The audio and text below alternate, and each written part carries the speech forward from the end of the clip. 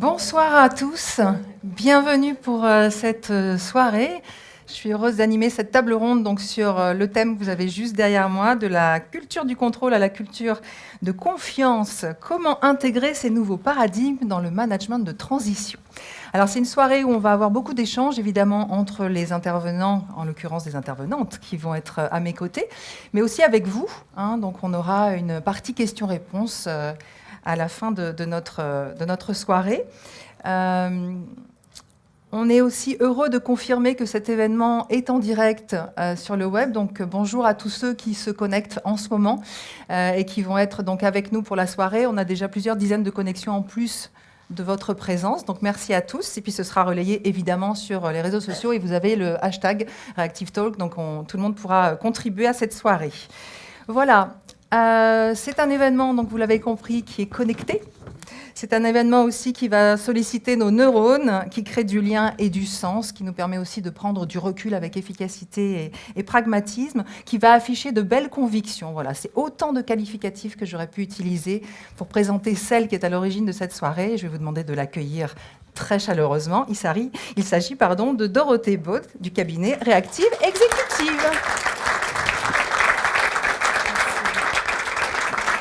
Merci. Bonsoir Dorothée, on est ravis d'être ensemble ce soir. On va peut-être démarrer quelques mots sur Reactive Executive. Oui, bien sûr. Alors tout d'abord, je voulais vous dire que je suis très heureuse d'être avec vous ce soir. Merci d'être venus. Je vais vous parler de Reactive Executive. Je vais être très simple. Je vais vous parler très simplement de Reactive Executive. L'objectif, c'est pas de vous faire de grandes théories. Alors aujourd'hui, la plupart des entreprises, les vôtres, vous avez déjà traversé des périodes de changement, des périodes de transformation. Quelqu'un dans la salle est déjà venu me voir un jour pour me parler d'un projet de fusion, un projet de cession ou encore la mise en place d'un plan de sauvegarde de l'emploi. J'ai quelqu'un d'autre qui est venu me voir également pour... il avait la volonté d'améliorer sa performance ou encore une entrée en bourse. Et donc beaucoup de problématiques qui font qu'aujourd'hui, vous avez des problématiques. Et j'ai envie de vous dire que Reactive Executive a des solutions. Alors, je n'ai pas de baguette magique aujourd'hui. Donc, nos solutions, c'est tout simplement de l'humain. Reactive Executive, c'est de l'humain au service de l'humain. Je vais chercher des hommes et des femmes d'expérience qui ont eu de la chance dans la vie parce qu'ils ont tous vécu des échecs, des erreurs. Ils ont fait des erreurs. Et c'est justement grâce à ces échecs qu'ils sont capables d'accompagner les entreprises et d'accompagner les transformations en entreprise et de vous éviter, vous, de faire des erreurs. Je dirais que mes managers sont là pour vous offrir leur expertise, tout simplement. Et je dirais que pour ma part, je suis une chef d'orchestre, mes managers étant mes solistes fantastiques. Soliste fantastique, avec une actualité très forte pour Reactive Executive. En ce moment, il y a beaucoup de choses qui bougent. Qu'est-ce qu'on peut dire en quelques mots-clés? Alors, en quelques mots, Reactive Executive, donc je dirais qu'il y a 3 actualités clés. La première est que depuis le début d'année, nous avons le label Management de Transition délivré par Bureau Veritas Certification. La deuxième actualité, mon agence de communication, Muriel Chamarante, me fait signe qu'il faut absolument que je parle des réseaux sociaux. Donc, je vais vous en parler. En effet, nous avons créé une communauté sur les réseaux sociaux, Twitter, LinkedIn, ce qui nous permet tout simplement d'être en veille et puis d'apporter un fort contenu sur le marché du management de transition en France, mais aussi à l'international, à tout notre écosystème. Et puis d'ailleurs, j'en profite également pour vous dire, n'oubliez pas de tweeter sur #ReactiveTalk. Troisième actualité et la dernière, depuis l'été dernier, nous développons fortement à l'international puisque nous avons créé des partenariats en Allemagne, en Suisse, en Angleterre, au Brésil, à Singapour, en Chine. Et là, prochainement, je pars à New York, Carole, pour poursuivre le développement de Reactive Executive. D'accord, je viens avec vous alors. Tant qu'à faire. Très bien, on en discute. Oui, pas de problème. Dernière question, puisqu'après on va attaquer notre table ronde. Pourquoi avoir eu envie de nous réunir ce soir? Alors, j'avais tout simplement envie d'avoir un rendez-vous régulier avec vous tous pour aborder des thématiques importantes. Et puis ensuite, l'objectif, c'est pouvoir appuyer sur pause, de sortir de notre bulle, de prendre du recul, et enfin, je dirais, de se connecter avec des personnes d'un autre univers. Et puis surtout, j'avais envie de vous offrir ce cadeau qui sont, voilà, vous allez le voir, 4 femmes d'exception que je vais vous laisser le soin de découvrir ce soir. Très bien, merci beaucoup. Je crois qu'on peut l'applaudir.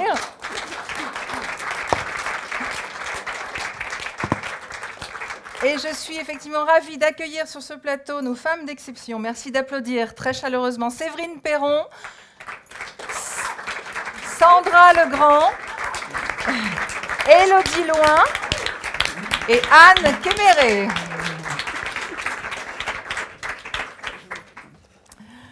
Bonjour à toutes les 4. Bonsoir même. Bonsoir. Bien. Alors, on parlait à l'instant, avec évidemment le cabinet Réactive Exécutif, de management de transition. Donc, on va du coup démarrer avec Élodie. Vous avez un parcours de dirigeante dans le secteur de la distribution, auprès en l'occurrence de grands groupes internationaux, et puis de marques porteuses d'un héritage. Vous êtes polyglotte, depuis plusieurs années spécialisée dans la conduite du changement, et donc vous intervenez justement comme dirigeante de transition, manager de transition, ce sera la même chose pour nous ce soir, hein, les 2 termes, pour traiter de situations complexes dans les entreprises. Ma première question, elle est plus par curiosité, pour comprendre qui sont ces managers de transition. Ça fait partie quand même de notre table ronde. Qu'est-ce qui vous a fait basculer de l'entreprise, et en l'occurrence du grand groupe, à ces missions spécifiques ? J'ai envie de dire l'envie de liberté déjà, mais ça s'est fait naturellement en fait. J'ai enchaîné au début par hasard et puis ensuite on est venu me chercher pour ça. J'ai enchaîné des postes de direction générale dans des entreprises qui se trouvaient dans des positions soit de croissance, soit parfois de décroissance, de retournement. Et j'ai été amenée à gérer aussi des crises. Et finalement, au bout de 3 expériences de ce type, qui ne sont jamais les mêmes d'ailleurs, je me suis dit, mais il existe un métier, et je l'ai découvert, et j'avais l'impression d'avoir été un petit peu comme M. Jourdain, de l'avoir fait sans m'en rendre compte. Mais j'ai réalisé aussi que ce métier, finalement, même si on avait l'impression de le connaître, nécessitait une préparation, puisque la posture du manager de transition n'est pas du tout la même que celle qu'on a quand on est dirigeant. Et donc, j'ai parlé à des personnes qui faisaient ce métier, et ça m'a vraiment tentée. Donc, j'ai fait un cursus, une certification à Paris-Dauphine. J'ai rejoint une association de 40 dirigeants de transition qui s'appelle Amadeus Exécutif, dont je salue d'ailleurs un camarade parmi nous ce soir. Et puis, je me suis lancée, je me suis mise à mon compte. Et puis j'ai enchaîné 2 missions. Et puis je me suis passionnée pour ce métier, tout simplement. Avec en plus une diversité de cultures, d'expériences, puisque chaque mission, c'est dans un environnement totalement différent. Et... C'est ce qui fait l'intérêt en fait de ce métier, c'est que petit à petit on acquiert des réflexes. Je dirais qu'on apprend surtout à composer avec différents paramètres. Mais c'est quand on arrive dans une mission au départ, c'est la feuille blanche, c'est du cousu humain. Et donc là, on recommence, on s'adapte. Et c'est ce qui rend ce métier, je trouve, tellement vivant et tellement passionnant. Est-ce que ce métier, finalement, parce que vous avez toutes plus ou moins une expérience sociale internationale, et puis je pense que dans la salle aussi, est-ce que ce métier est relativement neuf en France ? Oui, en France, il a une vingtaine d'années. On peut dire qu'il sort un peu de l'adolescence. En fait, c'est un métier qui s'est développé dans les pays anglo-saxons et aux Pays-Bas. Aujourd'hui, je crois que j'ai lu récemment qu'en Allemagne, il représente à peu près 1,35 milliard d'euros, ce qui m'a surprise parce que j'ai trouvé que c'était vraiment énorme. Au Royaume-Uni, 1,2 milliard. Et en France, on est, semble-t-il, à 350 millions d'euros réalisés par an, avec une croissance de 20%. Donc, c'est un métier qui a un très, très, très bel avenir. Et au-delà de cela, moi j'ai la forte conviction que les cycles étant de plus en plus rapides dans les entreprises, les cycles des produits aussi, les actionnaires auraient intérêt, je pense, à recruter des managers de transition de manière à avoir les bonnes compétences au bon moment du cycle de vie de l'entreprise. Des boosters de croissance quand on a besoin de croissance, parfois des personnes qui vont un petit peu réduire la voilure ou les coûts, et ça ne nécessite pas forcément les mêmes compétences et actionner les mêmes leviers. Voilà, moi je suis un petit peu contre les CDI dans ce sens-là. De toute façon, les dirigeants changent tous les 4 ans. S'ils veulent ou ils veulent pas changer, mais après tout, c'est pas qu'ils sont incompétents, c'est peut-être qu'ils sont pas toujours adaptés à la situation du moment. C'est ça. Ils ont peut-être pas toute la palette de compétences en fait. Ouais. Ouais. Et du coup, on est dans une logique finalement de contribution à un moment donné. Absolument, et non pas de pouvoir. Ça, c'est une chose qui est certaine. Très bien. Donc, vous travaillez avec, donc en réseau et avec des cabinets comme Reactive Executive qui vous donnent en fait des missions, c'est ça? Heureusement qu'ils sont là. Je pense que plus de la moitié de nos missions, en tout cas en ce qui me concerne, sont sourcées par des cabinets. Pourquoi? Parce que quand je suis en mission, je n'ai pas le temps de chercher. Et puis les missions se passent comme ça. Il y a de l'urgence souvent, donc on nous appelle au dernier moment. Et heureusement qu'on a l'aide précieuse de cabinets, parce que eux aussi savent vendre le métier mieux que nous. Ils sont plus crédibles pour nous vendre. Donc Ils rencontrent aussi beaucoup d'entreprises, donc forcément l'identification des besoins et de comment le métier peut évoluer, il y a un recul qui peut être intéressant et complémentaire à votre vision. Très bien, merci pour ce premier tour d'horizon sur le management de transition. Séverine, bonjour. Bonjour.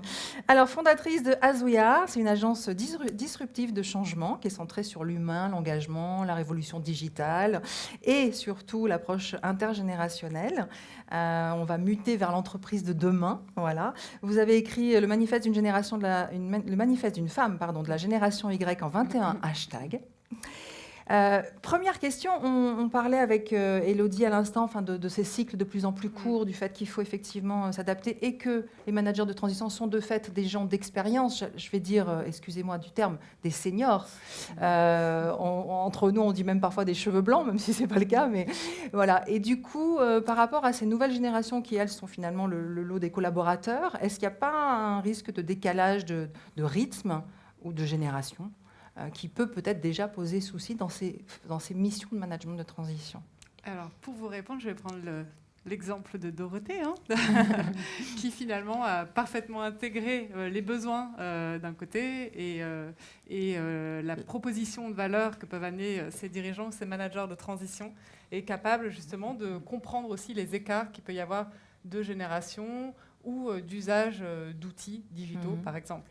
Je pense que la fracture aujourd'hui qu'on peut constater et que je constate dans les entreprises qu'on accompagne, elle est plus dans la compréhension d'un message qu'une question de génération. Je crois que les nouvelles générations qui sont sur des valeurs d'instantanéité, de réactivité et aussi sur l'accessibilité. C'est aussi pour ça qu'on a tous ces outils et ces usages qu'on a comme Airbnb ou Uber. On parle d'ubérisation de l'économie.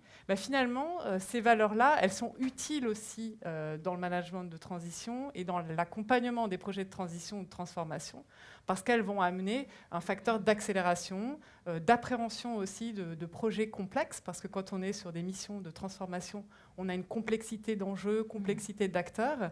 Et au contraire, plutôt que voir des nouvelles générations comme en fracture, moi je crois qu'il faut considérer cette tension-là comme créatrice de valeur et plutôt utiliser les nouvelles générations, les nouveaux usages digitaux comme une possibilité ou un levier pour faciliter la transition ou la transformation.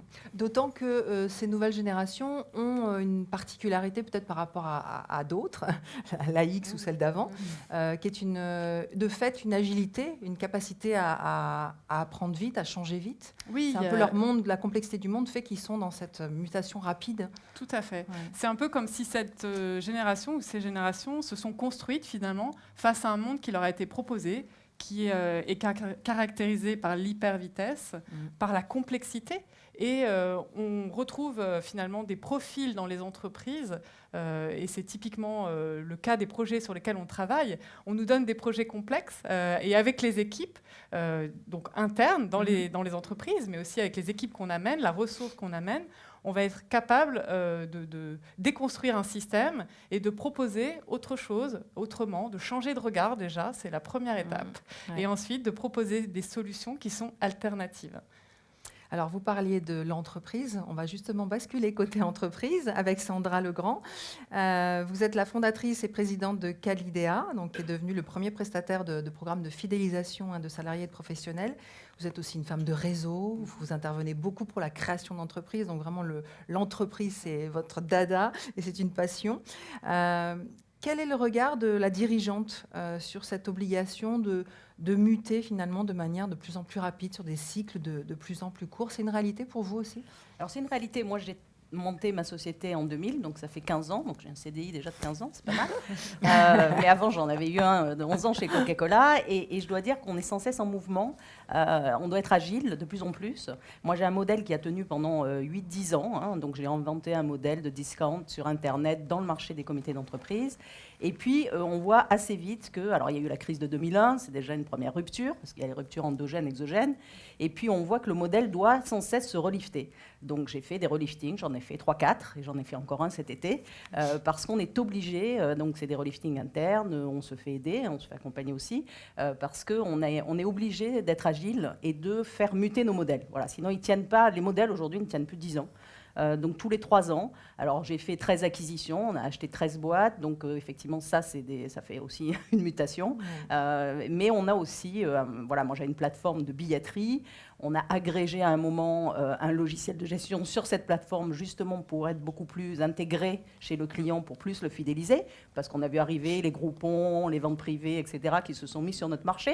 Donc là, soit vous dites... je construis une digue pour essayer de me protéger, soit vous me mettez sur le surf et vous essayez d'y aller et de voir comment vous vous en sortez. Voilà. Et puis après, on a eu d'autres choses qui se sont passées, sans compter les sujets, on va dire, classiques de la création d'entreprise, qui n'est pas un long fleuve tranquille, on le sait bien, mais aucun fleuve n'est tranquille aujourd'hui. Et donc, c'est vrai qu'on essaie d'être agile, et moi, je demande toujours à mes équipes de toujours se remettre un peu en question, d'être très open, ouvert. C'est pour ça que je suis très réseau, parce que je pense qu'on apprend beaucoup en discutant avec les uns et les autres. On se benchmark tout le temps.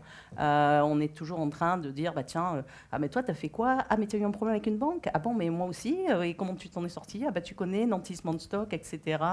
Voilà, la BPI, moi, je l'ai découvert en 2005. C'était déjà très tard. J'aurais pu la découvrir en 2000. Enfin, voilà. Donc, on découvre toujours, et ce que je disais, même après 15 ans, je découvre encore plein de nouvelles choses. Et c'est ça qui est bien, c'est ça qui maintient en forme aussi, parce que sinon, on s'ennuierait. Mais voilà, mais effectivement, et pareil, j'ai fait évoluer la gouvernance de l'entreprise. J'ai managé pendant quasiment 8 ans toute seule, puisque j'étais la présidente directrice générale, et j'ai intégré un directeur général. Donc ça, c'est une étape aussi dans la vie d'une boîte, parce que comment on se répartit, qu'est-ce qu'on fait, etc. Oui, parce que finalement, la mutation du modèle, du business model de l'entreprise, il peut être aussi, en corollaire, il peut y avoir une mutation du modèle de management, de fait. Le lien avec les équipes, forcément, évolue. Oui, d'autant quand on crée, parce que quand on crée, forcément, on attire au début des personnes qui vous rejoignent un peu pour votre passion. Vous le dites, il faut être passionné, et c'est vrai, parce qu'au début, vous démarrez from scratch. Alors, c'est quoi? Tu fais quoi? D'accord, tu as une plaquette, des clients? Non, mais tout ça arrive. Bon, donc, vous avez d'abord des gens qui viennent pour votre passion et votre énergie, et puis, donc, beaucoup de jeunes, bien sûr. Alors moi j'ai 65% de femmes, donc j'ai attiré un peu plus les femmes aussi. Et puis petit à petit, vous mettez un peu des seniors. Enfin, quand je dis seniors, les premiers postes, c'était des gens qui avaient 35-40 ans et c'était déjà des gros investissements. Et puis après, forcément, vous mettez un comité directeur de 6 personnes et puis un DG, etc. Donc c'est vrai que j'ai aussi évolué dans les managers que j'ai recrutés. Bien sûr. Et cette évolution rapide du système, elle n'est pas toujours comprise par contre par les collaborateurs. Alors c'est vrai que... l'idée du changement, on l'intègre quand on est dirigeant parce qu'on vit avec et on est obligé et on le voit de façon très positive. C'est vrai que les salariés, quand vous leur dites, nous, on s'est dit souvent, on va dans cette direction. Donc, on fait un meeting, on explique, etc. On fait participer le plus possible.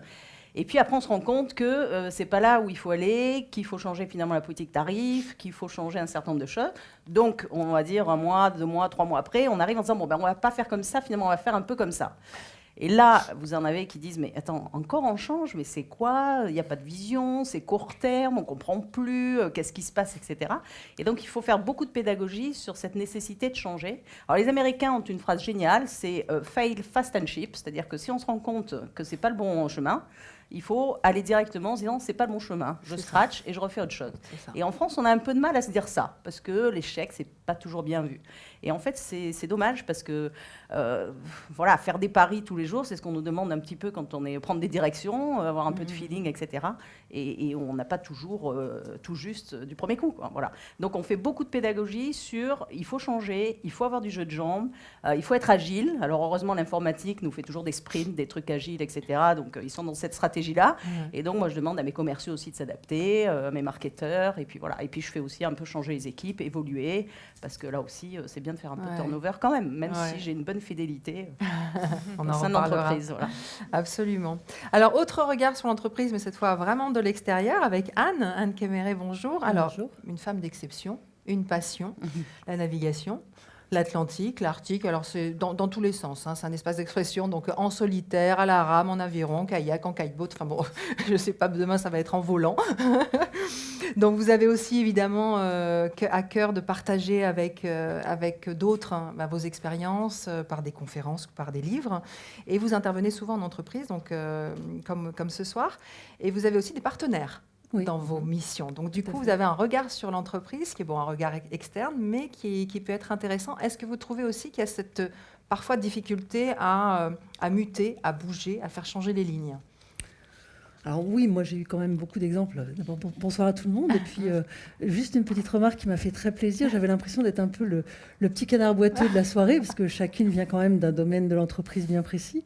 Et en fait, ça m'a fait très plaisir, toutes les trois, depuis que chacune a parlé. On a fait mention de réduction de la voilure, on a fait mention de changement de cap.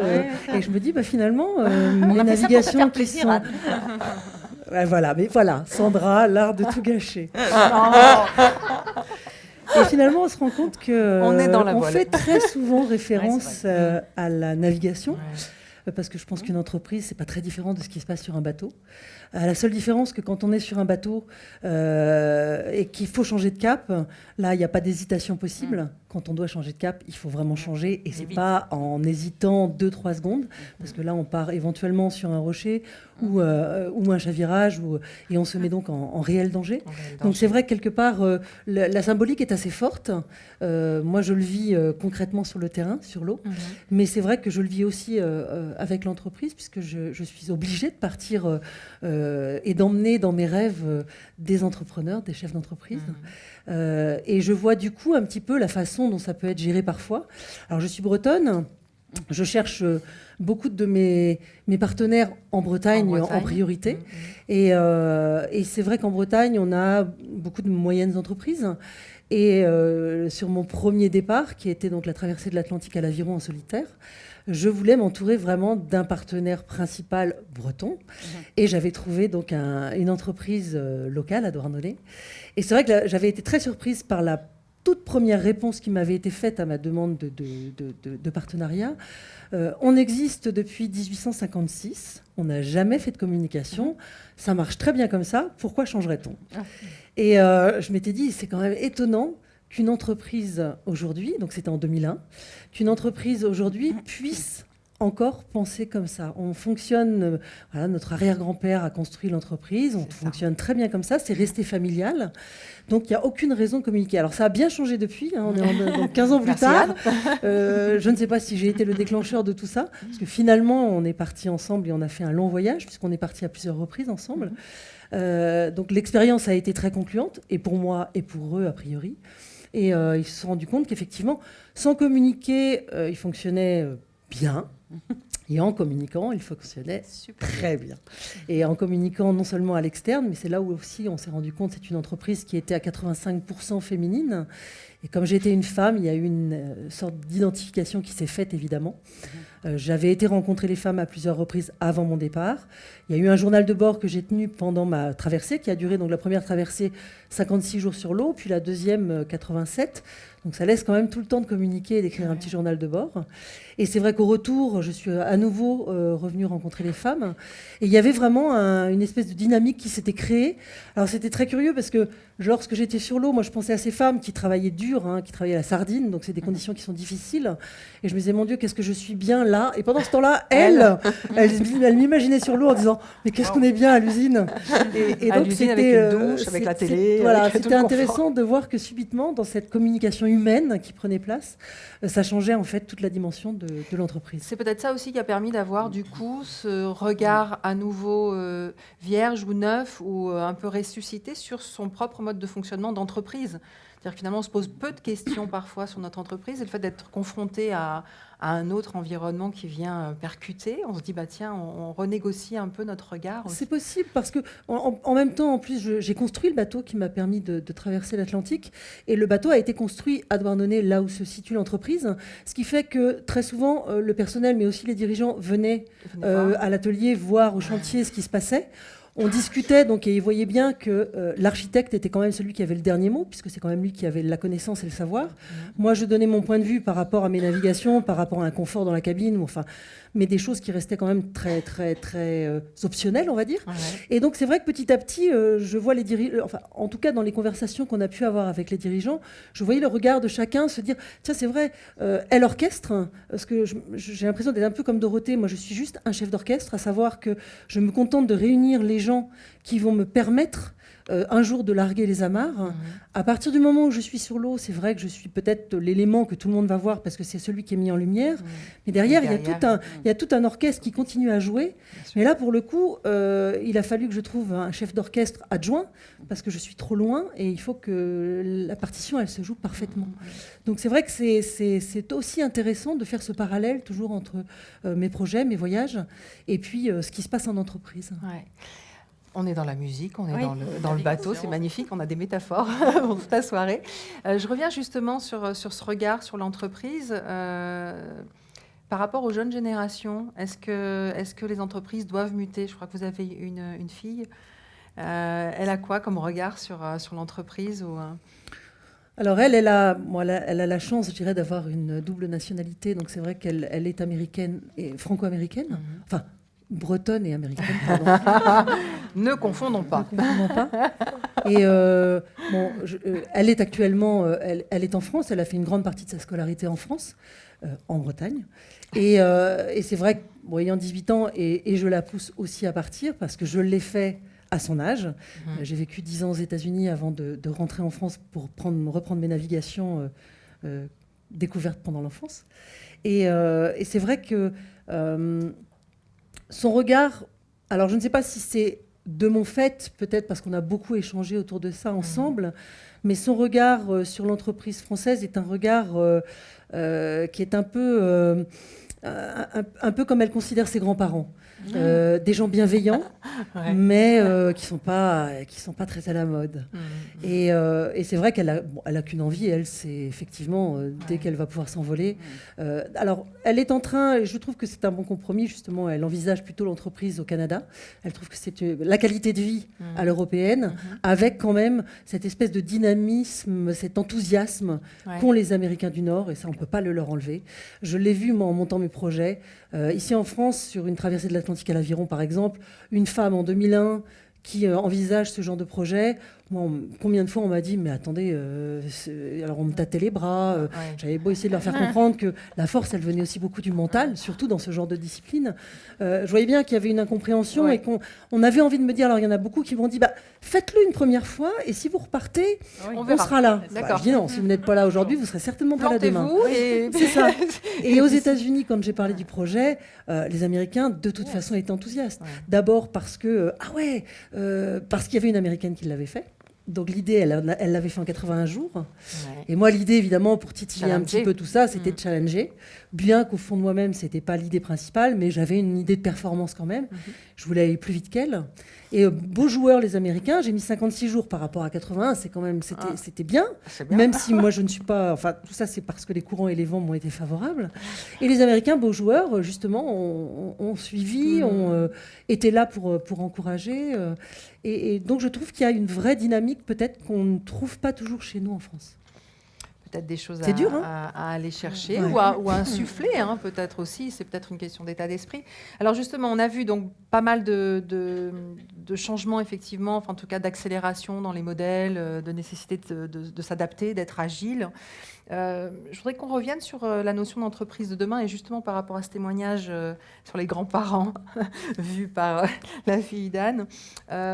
Séverine, un des changements, selon vous, qui va être le plus profond à amorcer, c'est justement au niveau de la culture de confiance. On va revenir sur ce terme-là, parce que pour vous, c'est quelque chose qui va devenir incontournable, dans le sens où c'est, pour ces générations Y ou état d'esprit Y, le seul mode de fonctionnement qu'elles peuvent accepter, ou qui peut en tout cas les mobiliser. On Oui, essaye oui. d'expliquer ça. Absolument. Carole. Je pense que si, j'imagine parmi vous, soit vous avez utilisé un Airbnb ou vous avez peut-être voyagé en Blablacar, ou sinon ce sont vos propres enfants. Et en fait, on ne se pose pas la question quand on arrive dans un Airbnb ou quand on prend place pendant 600 km avec une personne qu'on ne connaît pas. D'emblée, on fait confiance. Enfin, la présomption de confiance, elle est là automatiquement. Et en fait, ces nouvelles générations, elles se construisent et on se construit à partir de cette présomption de confiance. Ça veut dire que la confiance sera toujours en amont et un préalable, un prérequis à toute relation, qu'elle soit partenariale, qu'elle soit professionnelle, qu'elle soit personnelle, qu'elle soit sociale, peu importe, la confiance va être un prérequis à la relation. Ce qui veut dire aussi, tout à l'heure je parlais d'un changement et d'une mutation de valeurs. Les nouvelles générations sont sur des valeurs d'accessibilité, d'instantanéité, de partage aussi et de socialiser. Elles sont en train de faire exploser une valeur très traditionnelle, pour faire rejoindre ce que tu disais au travers du regard de ta fille, qui est la notion de propriété. Et avec ça, vole en éclats tout ce qui est lié au statut, à la méritocratie, à la notion de pouvoir, finalement, qui est en train de voler en éclats face à ces nouvelles générations qui imposent quelque part la présomption de confiance. Donc dans les organisations, et c'est dans les entreprises avec lesquelles on travaille, souvent, le dirigeant va nous appeler en disant voilà, j'ai mes managers, j'arrive pas à passer outre, je voudrais travailler avec les nouvelles générations, mais les managers sont en train de bloquer parce qu'il y a effectivement des managers qui sont devenus managers parce qu'ils étaient très bons dans leur domaine ou par expérience, parce que ça fait 20, 30 ans qu'ils sont dans la boîte, par la méritocratie. Et il y a un espèce de blocage, de verrouillage qu'on constate dans les entreprises. Enfin, je pense que ce dont je vous parle, vous l'avez tous connu dans vos équipes, où il y a toujours quelqu'un qui vous vient en tête. Et finalement, ce qu'on voit basculer dans ce changement de paradigme, c'est on passe de la notion de sécurité à la notion de confiance, on passe de la notion de process, de règles, de cadre, à une notion de créativité et d'innovation qui sont vraiment dans les codes de ces nouvelles générations. Et de là, eh bien, on fait exploser tous ces prérequis de la méritocratie, etc. C'est pour ça aussi que ça crée beaucoup de tensions dans les entreprises, parce qu'on a des managers qui sont arrivés à la force du poignet, et on a des nouvelles générations dont on a l'impression qu'elles arrivent, qu'elles veulent prendre la place, sans respecter toutes les étapes pour progresser.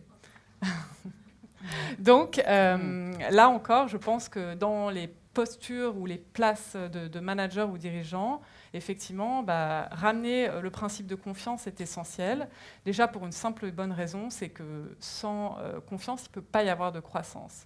Il y a beaucoup de dirigeants qui m'appellent, et ça c'est quel que soit le secteur et quelle que soit la taille de l'entreprise, ils ne peuvent pas emmener sur un nouveau business model des équipes sans que la confiance soit là. Confiance avec le projet d'entreprise, confiance avec le dirigeant, et confiance aussi là, en eux-mêmes. Et là, je crois qu'en France, on a un vrai problème culturel, et là, je te rejoins pleinement, Anne, hein, c'est qu'on a une espèce de psyché collective, et ça, je le vois dans toutes les entreprises dans lesquelles on bosse, où les gens n'ont pas confiance. Et on est sceptique, on part du principe qu'on ne va pas y arriver, on voit l'échec alors qu'on se coupe des opportunités et des potentiels de croissance. Donc je crois qu'il y a un vrai travail aussi dans le management de transition et de toute la part des leaders qui sont dans les entreprises, du dirigeant aussi, de ramener la confiance et de donner envie, d'avoir envie tout simplement et d'oser. Cette culture de la confiance, Sandra, histoire américaine aussi, c'est peut-être de là que ça vient concrètement, assez rapidement, mais quelques exemples justement pour favoriser ça dans l'entreprise par rapport aux collaborateurs. Alors, moi, j'ai quand même un proverbe, la confiance n'exclut pas le contrôle. Hein. Donc, je suis quand même à la fois confiance, mais contrôle. Ouais, c'est ça. Et il faut manager un peu les deux de façon assez habile. Non, moi, j'essaie effectivement de leur donner en fait toute la matière pour qu'ils se donnent confiance et qu'ils mesurent en fait les résultats et justement ce qu'ils ont réalisé. Donc, par exemple, je leur donne des projets de A à Z en disant on participe ensemble au projet, un projet innovation, un projet qualité client, etc. Et toute l'idée, c'est de cheminer dans ce projet, d'apprendre à travailler en transversal, de faire quand même des reporting avec les feux rouges, les feux verts et les feux oranges, et de voir petit à petit que finalement, ça avance et qu'on arrive au résultat. Et après, je fais débriefer, etc., pour que les gens puissent effectivement prendre conscience. Je fais même des stand-up success story meetings, donc ça c'est très américain aussi.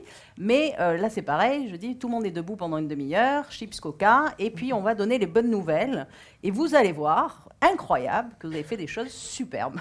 Alors la première fois que j'ai fait ça, tout le monde était là en disant, elle a encore sorti un nouveau truc, Sandra, on ne comprend pas. Et puis petit à petit, alors au début c'était un peu timide, il y en avait 2-3 qui parlaient. Puis en plus j'ai dit, je ne veux pas que ce soit les managers qui parlent, je veux que ce soit les équipes. Et puis petit à petit, maintenant je ne les arrête plus, il nous faut 3 quarts d'heure, il n'y a plus de chips, il n'y a plus de coca, etc. Et donc, et là je fais parler à la fois les visibles et les non visibles. Oui, c'est-à-dire que ça. dire qu'on a fait un super contrat, qu'on a fait un super catalogue produit, qu'on a gagné X millions sur un business, ça c'est assez visible. Et c'est vrai que les commerciaux sont plutôt des gens extravertis, donc on sait toujours ce qui se passe et ce qu'ils gagnent. En revanche, que la compta dise, moi j'ai fait un super travail parce que clac, clac, clac, et ça nous a permis de faire ça, que l'informatique dise, j'ai débloqué 150 bugs, j'ai amené un service client qui fait un taux de décroché de 98%, ou la RH qui dit, grâce à moi, on a recruté les 5 commerciaux qu'il fallait, on a changé tel truc, etc. Voilà, ça c'est important aussi, et je veux que tout le monde soit au courant que tous les maillons de la chaîne sont importants dans l'entreprise. Parce que c'est vrai que le back, le front, les gens visibles, non visibles, les timides, les moins timides, et souvent, et les Américains sont très forts aussi là-dessus, et ils ont des expressions où ils disent tout le monde doit mettre quelque chose sur la table, et il faut faire parler les timides ou les discrets, parce que parfois ils sont très complémentaires, alors que finalement, quand on laisse construire des groupes tout seul, tous ceux qui ont des affinités se regroupent, et finalement, on n'a que des clones. Donc, quand je fais des réunions d'équipe, je fais attention à l'équilibre, à la composition, voilà. Et puis, le test and learn, quoi, parce que c'est vrai que vous testez, vous learnez en même temps, enfin voilà.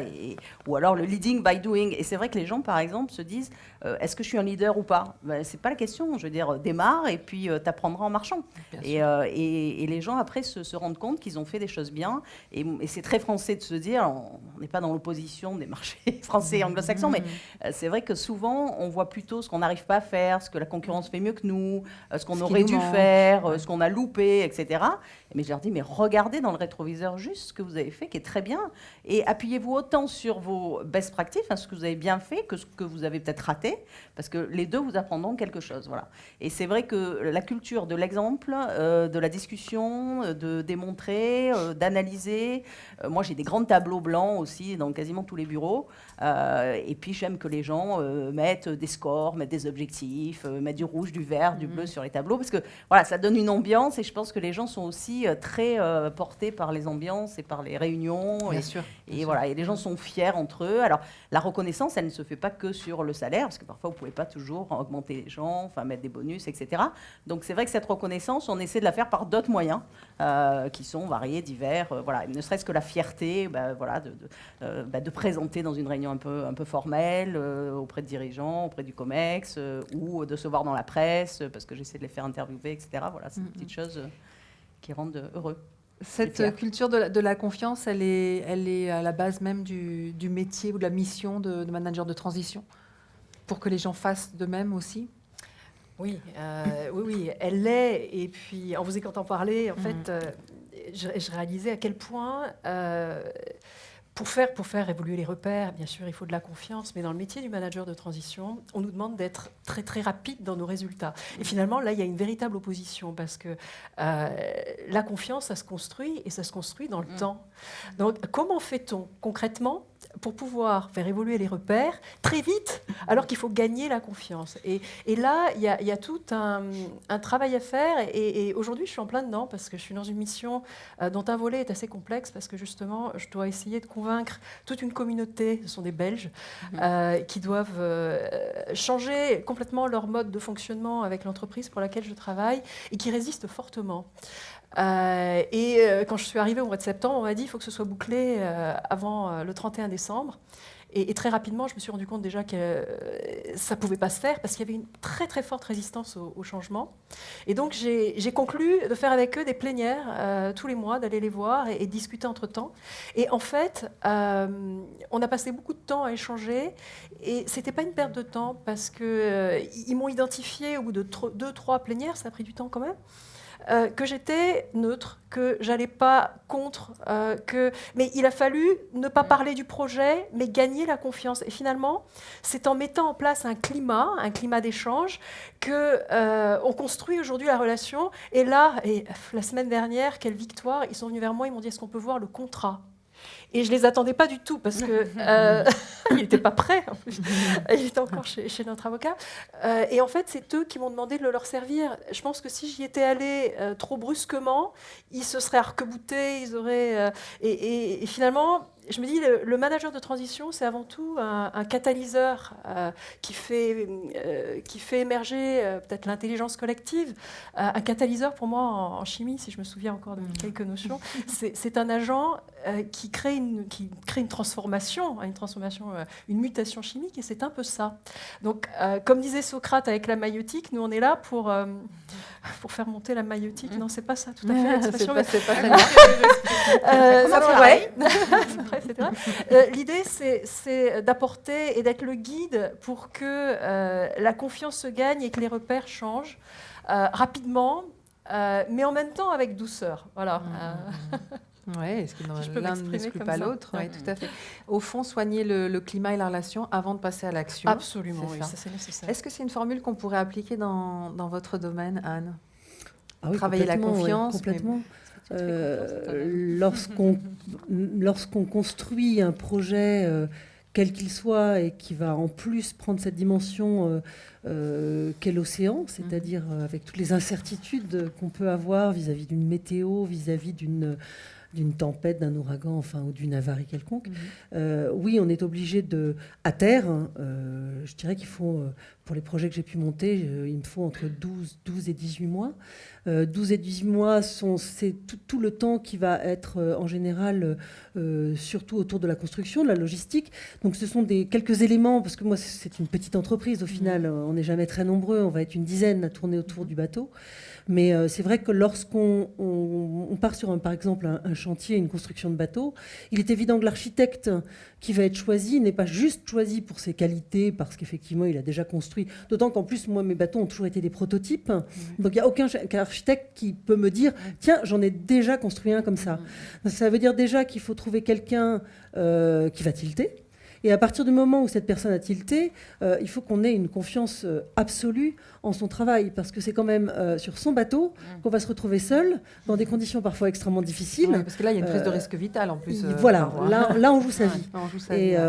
Et donc ça veut dire que l'architecte, mais aussi le routeur, qui va être donc la personne qui va lire les cartes, parce qu'à terre, on a possibilité d'avoir des cartes météo qui sont beaucoup plus précises que ce que moi j'aurais sur l'eau.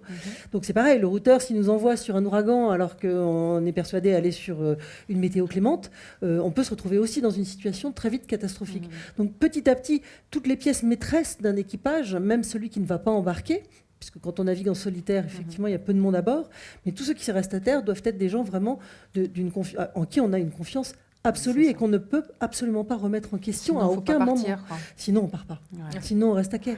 Donc c'est ça qui devient...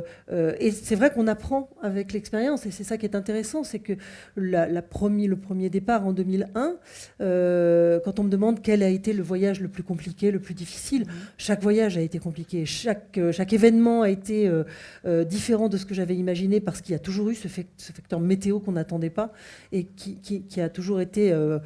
qui s'est toujours remis en travers de la route. Mais quelque part, je me dis, la première traversée a été peut-être la plus complexe parce que justement, on ne savait pas réellement ce qu'on valait les uns et les autres. On avait pu s'évaluer à terre, mais il n'y a réellement que sur le terrain qu'on ne peut plus mentir, qu'on ne peut plus tricher. Et c'est dans ces cas-là qu'on se rend vraiment compte de qui on a autour de soi.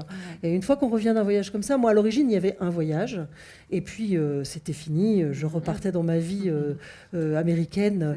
Et en fait, il s'est passé, il y a eu un tel esprit d'équipe, on a construit un tel projet que moi je me suis arrivée en Guadeloupe, ils étaient tous sur le ponton à m'attendre, on s'est fait un clin d'œil et on s'est dit on repart, et on est reparti. Et c'est vrai que pour moi ça a été au-delà de la traversée, au-delà de c'était vraiment de retrouver ces gens à terre et de voir que mon objectif était leur objectif et qu'on l'avait atteint ensemble et qu'on avait envie de repartir ensemble. Ça, c'est vraiment une belle réussite. Ouais, c'est chouette. Est-ce que ça veut dire que du coup, la culture du contrôle, on laisse tomber, on l'utilise plus je sais pas, Élodie, on fait comment? Sandra, elle va pas être d'accord, Sandra. Bon, moi, je vais être très concrète. Je vais vous citer 2 expériences professionnelles dans lesquelles je n'ai pas pu, alors que je suis plutôt de nature à faire confiance et à donner, où je n'ai pas pu du tout fonctionner de cette manière-là et faire confiance. La première, c'était en 2001. Je travaillais dans les aéroports et le jour du 11 septembre, il s'est passé une vraie catastrophe qui a bien sûr affecté tout le monde, mais aussi le milieu des aéroports. Et du jour au lendemain, ça a été une onde de choc et la panique. La panique au sein de mes équipes. Et en fait, les gens qui avaient l'habitude de savoir travailler ensemble et d'échanger ont tout perdu. Et ils ont demandé à un dirigeant qui soit là et qui prenne les choses en main. Heureusement, je suis parvenue à le faire, je ne sais pas comment, et j'ai repris les rênes, et à ce moment-là, j'ai été très directive. C'est un peu comme quand vous mettez un coup de pied dans une fourmilière, ça part dans tous les sens. Et là, il fallait cadrer, il fallait continuer à bosser, il fallait quand même continuer à faire ce qu'on devait faire, et je sentais que les équipes étaient rassurées par rapport à cette panique et cet élément exogène très fort. Et dans ces cas-là, il faut reprendre et montrer une posture un peu plus dirigiste, très ponctuellement, de manière à ce que les équipes soient rassurées, juste le temps que la crise passe. Alors ça, c'est un premier exemple. La deuxième fois où j'ai vécu cette expérience, c'était assez récemment. J'étais en mission dans une entreprise qui a été rachetée il y a quelques années par des Chinois. Et qui ont vécu un changement assez drastique de management et qui ont pris l'habitude d'être dirigés. Et moi, je suis arrivée dans cette situation avec des objectifs à mener et puis cette culture de travailler avec les personnes dans la confiance. Et j'ai commencé à distribuer des tâches. Et finalement, je me suis rendu compte très vite que rien ne se faisait. Il n'y avait pas d'initiative. Les gens avaient la trouille, en fait, de prendre des risques. Et je revenais 2-3 jours plus tard, parce que moi aussi, j'aime bien contrôler quand même. Et je voyais que rien n'était fait, les gens ne bougeaient pas, et ils étaient complètement tétanisés. Et là, j'étais obligée de reprendre les rênes aussi et d'être un peu plus directive, parce que sinon, rien ne se passait et j'avais des objectifs à remplir. Et donc, ils se sont dit, ouais, finalement, elle est quand même pas si molle, parce qu'au début, ils me disaient, mais elle est trop cool, c'est le Club Med. Non, je vous accordais ma confiance, les gars. Donc là, je reprends. Et puis là, ils se sont dit, bon, on rigole pas tant que ça. Et puis, petit à petit, j'ai lâché du lest. Mais petit à petit. Mais au départ, il a fallu quand même reprendre. Et alors, je dirais que c'est un peu comme quand on conduit un véhicule. Là, je suis désolée, je suis pas en mer, moi, j'ai plutôt le pied sur terre. Quand on conduit une voiture, parfois on accélère, parfois on rétrograde. Moi, la vitesse de croisière que j'aime, c'est la confiance, c'est ce management assez collaboratif, mais parfois on est obligé de rétrograder pour pouvoir reprendre prise, et puis ensuite on reprend de la vitesse si on y va. Selon le terrain. Sur le terrain, voilà, selon le terrain. Savoir s'adapter. Un management plus collaboratif, un management plus soft, c'est aussi une des évolutions du management. Séverine, par rapport à la transformation digitale, il y a quand même pas mal d'incidences sur la posture et sur le manager en tant que tel. On en parlait un petit peu tout à l'heure. Je voudrais qu'on revienne sur une notion qui est la désintermédiation. Une heure de bar. J'ai réussi à le dire. Induite par notamment la transformation digitale. Tout à fait, oui. La désintermédiation est amenée aujourd'hui par plusieurs facteurs, notamment le digital, mais pas que. On voit dans les plus grandes entreprises qui s'organisent finalement en filiale ou en BU. Donc il y a aussi cette notion de distance qui amène à de nouvelles formes de management, management plus à distance.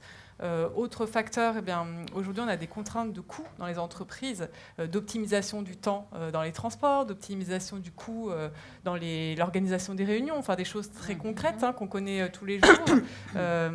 Et finalement, la désintermédiation peut être aussi un levier pour parer, je dirais, à ces contraintes d'optimisation des coûts, de déplacement, de rencontres des différents collaborateurs. Après, c'est aussi une notion qui est souhaitée par les nouvelles générations. On pourrait presque parler de management sans contact. Parce que en fait, elles ont ce besoin important d'autonomie. Alors moi, je trouve ça admirable ce que tu mets en place, les logiques projets, sur l'innovation, la relation client. C'est absolument dans cette voie qu'on peut aller pour donner des terrains de jeu aux nouvelles générations, parce qu'elles ont besoin de réfléchir et de s'approprier finalement des notions, ce qui ne va pas effectivement empêcher des points de jalon, parce qu'il faut faire le lien entre les idées, la créativité, l'innovation, c'est-à-dire l'exécution des idées, et surtout le lien avec la stratégie. Et ça, c'est le dirigeant qui va donner ce sens-là. Donc je crois que le manager, il a toute sa place, qu'il soit de transition, que ce soit un dirigeant en place ou de transition, pour donner le sens et la direction. Ça, c'est vraiment essentiel. Et les équipes seront dans le comment. Donc les dirigeants ou le leader dans le pourquoi, les équipes dans le comment, sur la mise en place et sur la manière de faire. Est-ce qu'on peut revenir aussi sur, en intro, vous disiez assez rapidement, finalement, le manager doit changer de posture. Il y a une espèce de leadership à réinventer sur le fait de ne pas être forcément celui qui est dans la hiérarchie, dans le contrôle et dans le commandement, mais qui est plus quelqu'un qui aspire l'ensemble des collaborateurs. On peut revenir sur cette notion-là? Oui, absolument. En fait, déjà, le digital a amené des nouvelles formes de leadership. On parle de leadership numérique avec des prises de parole qui sont engageantes ou inspirantes. On a beaucoup de CEO aujourd'hui qui sont sur les réseaux sociaux ou de DRH qui vont mettre en avant un savoir-faire, qui vont mettre en avant des convictions d'entreprise. Donc ça, c'est une forme de leadership. Mais on le voit aussi dans des domaines liés à l'exploration ou au sport. On est là pour partager, donc ça c'est important, on est là pour inspirer. Anne, ce qui lui permet aussi de repartir dans ses aventures, c'est parce qu'elle le fait partager entre ces deux projets et que finalement elle emmène avec elle une communauté. Donc ça c'est une forme aussi de leadership qui est autorisée, je dirais qui est facilitée par le digital. Et dans les entreprises, on a aussi des profils qui vont être par exemple sur la mise en place de réseaux sociaux d'entreprise, où on a des jeunes. Moi, je pense à Tristan, qui est dans une entreprise américaine, 125 000 collaborateurs. Il arrive, il était en alternance. Et en fait, on lui a confié la mise en place du réseau social d'entreprise. C'est quand même pas anodin. Et en fait, cette mise en place du réseau social d'entreprise, on l'a en plus construite en faisant venir des étudiants qui ont repensé en fait les thématiques, comment organiser les communautés. Donc c'est en 3 workshops avec des étudiants complètement externes à l'entreprise, pourtant culture américaine, et porté par un jeune de 23 ans. Ça lui a permis déjà de gagner son CDI, et puis surtout de faire sa place, de créer son terrain de jeu sur lequel il allait pouvoir s'exprimer. Donc ça, on trouve ce style de leadership qui ne sont absolument pas statutaires. Et puis après, leadership réinventé, je crois que c'est aussi, les nouvelles générations, mais je pense que tous les collaborateurs, souvent on nous sollicite, les collaborateurs sont désengagés, démobilisés, on veut les rebooster, etc. Mais se poser aussi la question, qu'est-ce qui les fait rêver ? Je crois qu'on a besoin de réenchanter dans les entreprises. Et moi, je vois dans les entreprises, quand parfois il y a une vraie admiration par rapport à un patron ou à un boss. Et je crois que les collaborateurs, ils travaillent aussi pour quelqu'un, comme des sportifs vont être engagés pour le coach.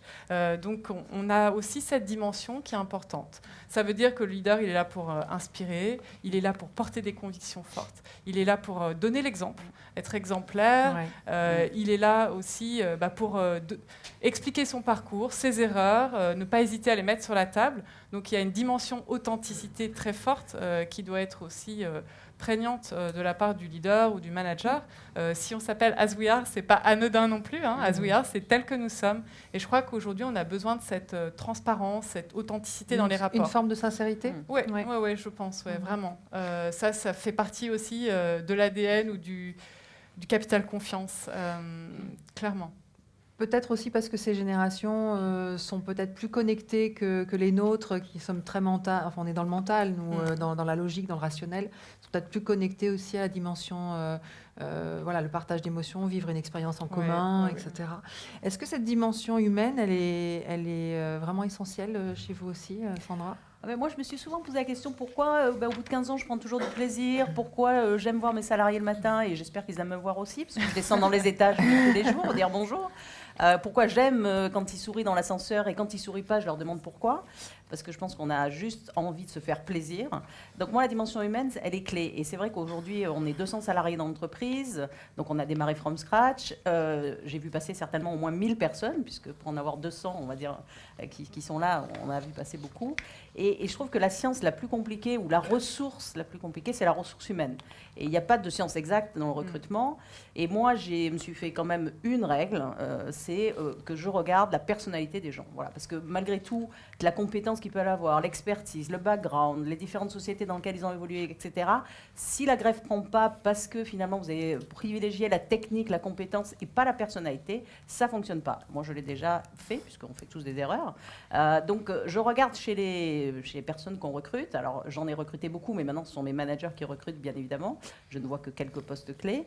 Et je cherche les valeurs que je porte. Voilà, c'est très égoïste, mais c'est comme ça. Tu parlais d'exemplarité ou tu parlais effectivement de valeurs à partager. Et les valeurs sont simples. Je veux dire, c'est des gens qui sont travailleurs, qui aiment travailler en équipe, qui sont généreux. Voilà, moi, j'ai une vraie générosité dans les équipes. Alors, il y a des binômes, il y a des mentorats, il y a des tutorats, il y a des accompagnements et tout ça. C'est très fort pour l'intégration en fait, des nouveaux. J'aime qu'ils soient la loyauté, c'est une vraie valeur aussi. Et d'ailleurs, ça se complète très bien avec la confiance. Si vous prenez des gens qui sont loyaux, ou loyal, je sais pas comment on dit, forcément, vous pouvez leur attribuer une confiance.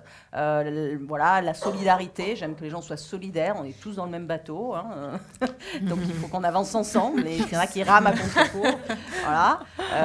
Donc c'est vrai que ces valeurs-là, et puis l'humour, se faire plaisir, voilà, je pense que les gens ont envie de se faire plaisir. Alors après, c'est des petites choses, c'est comment on arrive à faire perdurer ces valeurs, parce qu'une fois que vous les checkez au recrutement, comment vous faites pour les entretenir, parce qu'effectivement, moi j'ai des jeunes, j'ai des moins jeunes, j'ai des femmes, j'ai des hommes, et puis j'ai beaucoup de nationalités différentes et beaucoup d'ethnies différentes, forcément, parce que quand on est une jeune société, je suis encore une jeune société, même si j'ai 15 ans, mais voilà, c'est des petites choses. Moi, c'est vrai qu'on fait beaucoup de pots, on fait beaucoup de soirées, on fait des lancements avec des kick-offs, on fait plein de choses. On a mis, il n'y a pas longtemps, il y a peut-être 6 mois, une table de ping-pong. Alors, ça a l'air de rien, mais ça a révolutionné un petit peu les relations. Alors, en plus, c'est beaucoup l'informatique qui adore jouer au ping-pong. Donc, dès qu'il y a un sujet d'informatique, ils veulent faire passer au-dessus de la pile et tout, voilà, les commerciaux se mettent à jouer au ping-pong, les marketeurs aussi. On fait venir une bicyclette le jeudi midi qui vient livrer en fait des plats. Et donc, du coup, tout le monde déjeune ensemble le jeudi midi, dans les cuisines, sur la terrasse, etc. Donc, voilà, on essaie de créer cette culture où moi, j'ai envie que les gens se fassent plaisir. On a signé la charte de la parentalité. Et on a fait un Family Day. C'est la charte de parentalité, c'est que des bonnes pratiques que vous pratiquez certainement dans vos sociétés. Pas de réunion après 18h, éviter ce genre de choses. Donner des outils à distance pour que les commerciaux ne soient pas obligés de revenir, etc. Et ce Family Day, en fait, on le fait en invitant les enfants des salariés à venir voir les bureaux des parents, parce qu'effectivement, les enfants sont très déstressés quand ils voient le bureau où travaille papa ou maman. Et puis, on fait les étages, on explique un peu les métiers. Après, ils arrivent dans le bureau de la patronne, et moi, j'ai des bonbons, bien sûr, à leur distribuer. Elle est sympa. Elle est on sympa, voit cette bien patronne. que la patronne n'est pas non plus Elle est un bien ogre. vertie. Parce que, je veux dire, moi, j'ai quand même des fils qui m'ont un jour dit, mais maman, tu vires des gens ? Oh là. Bon, alors attends, je vais t'expliquer d'abord. Virer, c'est pas un bon mot. C'est quoi mon métier, etc. Voilà. Et donc du coup, voilà. Et après, on goûte tous ensemble et les conjoints viennent. Et donc ça crée aussi en fait une solidarité. Ça donne du sens, parce que les gens ont vu les enfants, etc. Puis on a tous les mêmes problématiques. Et puis c'est sympa de se voir. Et voilà. Donc j'essaie de trouver des petites choses. Et ça, c'est vrai que c'est assez inspiré par les managers ou par les dirigeants. Et je suis d'accord avec toi. C'est vrai, on travaille aussi toujours pour quelqu'un, même si on dit on s'en fout du management, l'entreprise libérée totale où chacun prend ses vacances quand il veut, chacun fait ce qu'il veut, il n'y a plus de patron, il n'y a plus de manager et tout. Moi, je ne suis pas dans l'excès. Je pense qu'il faut mettre des petites doses de liberté, mettre des petites doses d'over-confiance parfois, et puis ça dépend à qui. Ouais, pareil, le télétravail. moi, j'ai commencé à en avoir un peu comme ça. Et puis, d'un coup, mes RH sont venus me voir en me disant « Oh là là, Sandra, il faut mettre une charte télétravail parce qu'on est débordé. Et il y a plein de demandes. Comment on fait? Oui, non, qui, quoi, pourquoi ?» On dirait oui à l'un et non à l'autre. Et donc, on a mis en place une charte télétravail pendant 2 ans en test, avec un certain nombre de critères pour pouvoir se dire qu'on limitait aussi à maximum 10% d'entreprises, etc. Et bon, et je trouvais ça bien parce qu'à la fois, on disait on est ouvert au télétravail, mais pas n'importe comment, pas avec n'importe qui. Et de toute façon, c'est le manager qui a le dernier mot. S'il estime que la personne n'est pas de confiance, etc., il peut dire non. Voilà. S'il estime que le job n'est pas fait pour être en télétravail, il peut dire non aussi. Donc voilà, donc c'est vrai qu'on a essayé de faire des choses pour se donner aussi cette flexibilité que les PME, en plus, on est quand même très attaché à ça parce que c'est vrai que parfois, il faut lutter contre les grands groupes. Hein, parce que quand on dit, tu vas dans une PME, tu vas dans un grand groupe, alors c'est quoi les avantages et les inconvénients? Il faut trouver des petites choses qui font que, voilà. Et moi, c'est vrai que la souplesse, moi, si les gens arrivent à 9h30 parce qu'ils doivent déposer leurs enfants à l'école, ça m'est égal si après tout ça est rattrapé. Et si à la fin, il y a les fameux contrôles sur les chiffres. Hein, quand même. Voilà, donc je suis plus sur la performance que sur le présentiel, mais c'est pareil, je veux que tous les services démarrent à 9h. Donc ils s'organisent comme ils veulent dans les services, mais on ne peut pas avoir un client qui appelle et que le service ne soit pas open à 9h. Ouais, donc voilà. Sûr. Donc on essaie quand même de manager la confiance, le contrôle, l'exemplarité. Toutes ces petites choses permettent finalement de remonter le taux d'engagement. Enfin, l'envie de s'engager aussi pour... c'est un booster important dans l'entreprise pour la performance, l'engagement des salariés. L'engagement des salariés, c'est essentiel. L'engagement des salariés... je me souviens de statistiques que j'ai lues. Je pense qu'il y a... Enfin, Gallup a dit qu'il y a 9% de salariés qui sont extrêmement engagés dans l'entreprise. 9, c'est pas beaucoup. Moi, j'en ai 80%. Ouais, mais ça, c'est assez exceptionnel, Sandra. C'est ma stat à moi, je ne la partage qu'avec vous. Mais alors, attends, mais en France, ils disent 26% extrêmement désengagés. Ça veut dire qu'ils disent du mal de l'entreprise et qu'ils sont contre. Et il y en aurait 65 qui sont entre les deux, on les appelle les chevaux fatigués, ceux-là, parce qu'en fait, ils viennent bosser, mais ils n'ont pas trop envie. Et donc, quand on réfléchit à ça, on se dit, mais finalement, le chef d'entreprise, ou l'entreprise, sur sa masse salariale, il y a au moins 50% qui part en l'air, parce que les salariés ne sont pas intéressés.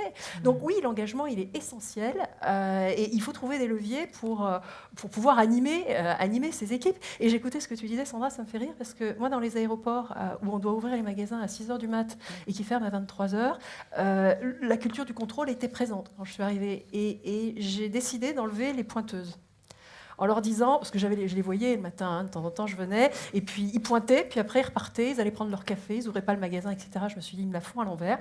Donc ça ne sert à rien, des jeunes, essentiellement dans les magasins. Et je leur ai dit, écoutez, moi je voudrais vous faire confiance, on va enlever les pointeuses, mais j'aimerais qu'on ouvre les magasins, parce que finalement, vous ne travaillez pas plus pour l'employeur, mais plutôt pour vos clients. Et je me suis rendu compte que finalement, après, ils s'auto-censuraient. Quand il y en a un qui arrive en retard, l'autre disait quand même qu'est-ce qui t'est arrivé, tu vois, je t'ai remplacé, etc. Et ils sont rentrés dans une culture beaucoup plus ouverte et beaucoup plus intéressante, un petit peu sur ce même schéma-là. Et voilà, donc c'était... je trouvais... Ça a marché. Ça a marché. Mais d'ailleurs, ça a tellement fonctionné, je l'ai vu à des indicateurs. Les concurrents ont voulu venir travailler chez nous. Donc ça, c'est quand même un bon indicateur de bonheur dans l'entreprise. Moins d'absentéisme. Et puis les retours des enquêtes de satisfaction étaient très positifs. Donc on voyait que les salariés étaient satisfaits. Comment on fait il y a les entreprises, mais on va demander à Anne, comment on fait pour... parce qu'il y a un engagement par rapport à un projet. Traverser l'Atlantique ou l'Arctique, c'est votre projet avant tout, à titre perso. C'est vraiment celui d'une passionnée, de quelqu'un qui va dans le défi.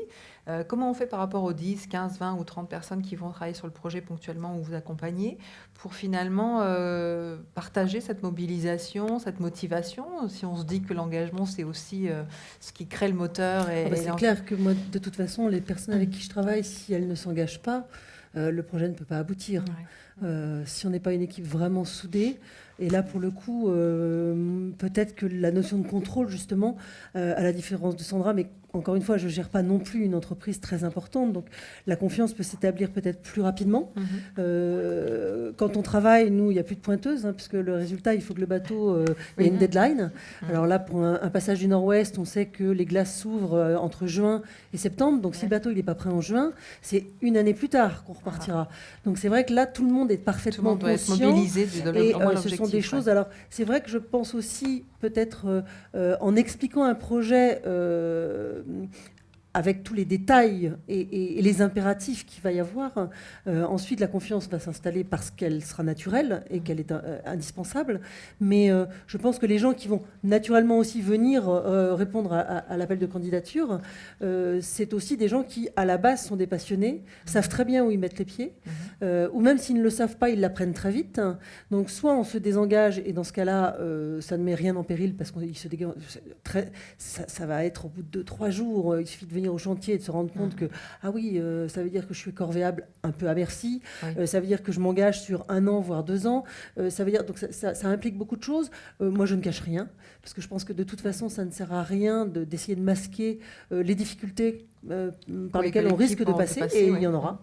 On tient tous évidemment avec le budget, puisqu'on sait très bien que les budgets sont en général extrêmement réduits actuellement, donc on est toujours obligé de danser sur une corde un petit peu raide. Je crois que je m'entoure aussi de gens qui sont dans la même folie que la mienne, et c'est peut-être un avantage, justement. Mais on part aussi, moi je suis toujours partie du principe que oui, ça peut arriver dans ma petite entreprise que quelqu'un se désengage ou qu'on soit en désaccord. C'est arrivé parfois, et des désaccords qui font qu'on arrive parfois à une rupture. Où là, il faut tailler dans le gras. Il y a peut-être aussi une remise en question sur la manière dont on a eu une relation avec cette personne pour garder la confiance. C'est ce qui est compliqué quand on est dans un projet, et je pense que ça l'est pour vous également. Lorsqu'on est vraiment dans un projet, on n'a pas le recul nécessaire parfois pour peut-être s'auto-regarder dans un miroir et se dire est-ce que le faux pas, c'est pas plutôt moi qui l'ai fait? Est-ce que le problème de relationnel, c'est pas moi qui l'ai créé? Quand on veut partir dans une aventure comme une aventure d'une transatlantique, il faut avoir un tempérament bien trempé, on va dire. Et c'est vrai qu'on est peut-être moins enclin que d'autres professions à être conciliant. Voilà. Je sais que c'est quelque chose qu'on m'a parfois reproché, ou en tout cas, je suis quelqu'un d'extrêmement borné, et je me dis que c'est ça aussi qui me permet d'aller de l'autre côté. Voilà. En même temps. Ceci explique cela, donc c'est une excuse comme une autre. Mais je travaille avec des Bretons, donc imagine un menhir contre un dolmen, c'est jamais évident. Donc oui, c'est vrai que parfois ça part au clash.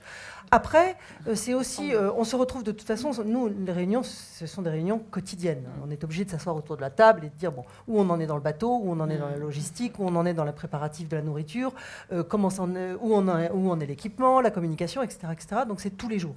Et c'est vrai que du coup, quelque chose qui aurait été dramatique le soir, par exemple, un gros clash, bon, le lendemain matin, moi, en général, la nuit, je digère, puis je ne suis pas du tout rancunière, donc c'est vrai que même si ça a été très loin, qu'il y a eu des mots qui ont été parfois un peu douloureux à digérer, le matin, en général, celui qui se sent un peu pas bien amène les croissants, mais il faut recréer. Ils ont tous pris 10 kilos, d'ailleurs, depuis. Je suis assez d'accord avec vous toutes, en fait. On n'est pas des machines.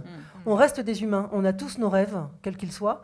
Quelle que soit la personne que l'on va croiser de toute façon, même si, alors, soit elle est à sa place, elle est à l'aise, et dans ce cas-là, elle va être dans son rôle, soit elle n'est pas à sa place, et dans ce cas-là aussi, c'est à nous peut-être de réévaluer, de voir, tiens, si c'est parti au clash, peut-être qu'effectivement, moi, j'aurais dû l'écouter, mais peut-être que je devrais la replacer dans un job dans lequel elle sera plus à sa place.